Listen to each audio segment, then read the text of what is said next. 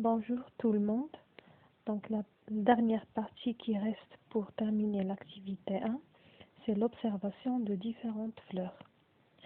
Donc on a pour la première page, on a deux types de fleurs. On a des fleurs composées et des fleurs simples.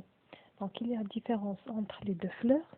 On a premièrement la fleur simple, comme vous voyez, elle est constituée de pétales. On peut aussi trouver les sépales. Ce sont des pièces florales protectrices. On trouve aussi le pestil et les étamines qui sont des pièces florales reproductrices. Donc on peut conclure que la fleur simple, c'est une fleur qui est constituée des pièces protectrices plus des pièces reproductrices. Passons maintenant aux fleurs composées. Donc pour comprendre les constituants de la fleur composée, on va faire un exemple. C'est le cas du tournesol. Le tournesol, c'est une fleur composée. Donc, comme vous voyez, le tournesol, il est constitué, la fleur en général, de deux parties qui sont différentes. La partie en extrémité, si on fait un zoom, on trouve que la partie en extrémité, elle est constituée de plusieurs fleurs qu'on appelle légules. C'est ce que vous trouvez à votre gauche. Donc la fleur légule, elle est constituée de pétales et d'ovaires. Donc on peut déduire que la fleur légule, c'est une fleur simple puisqu'elle est constituée des pièces protectrices plus des pièces reproductrices. Passons maintenant à la partie qui se trouve au centre du tournesol. Elle est constituée aussi de plusieurs fleurs qu'on les appelle les fleurs tubulées. Chaque fleur tubulée, elle est constituée d'étamines, comme vous voyez à votre droite, des étamines, des stigmates, d'ovaires, qui sont des qui sont des organes ou bien des pièces florales reproductrices, plus le bractée qui se trouve à l'extérieur de cette fleur tubulée, c'est un organe ou bien pièce florale protectrice. Donc on peut déduire que la fleur tubulée est une fleur simple.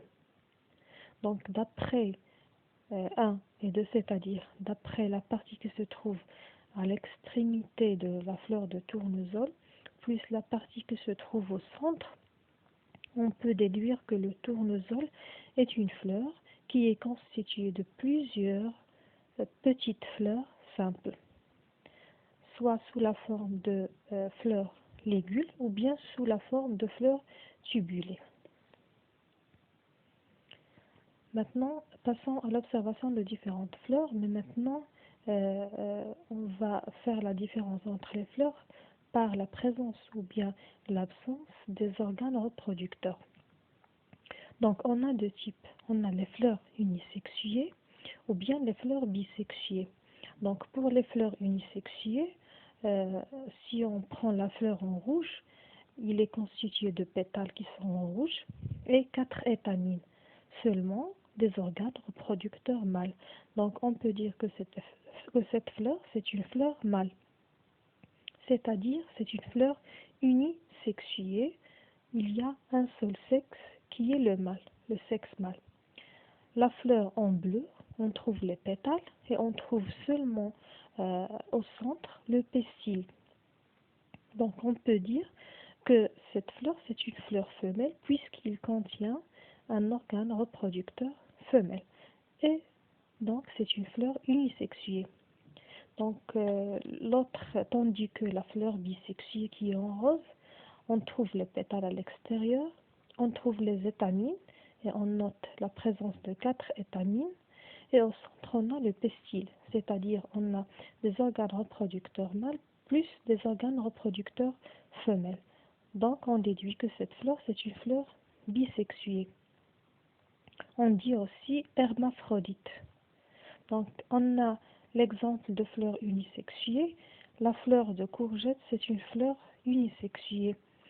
Vous pouvez regarder à votre droite la photo que vous avez, on a une fleur mâle de la courgette, il contient seulement les étamines, ou bien une fleur femelle qui contient seulement le pistil. Pour les fleurs bisexuées, qu'on a déjà dit, il contient les étamines plus le pistil.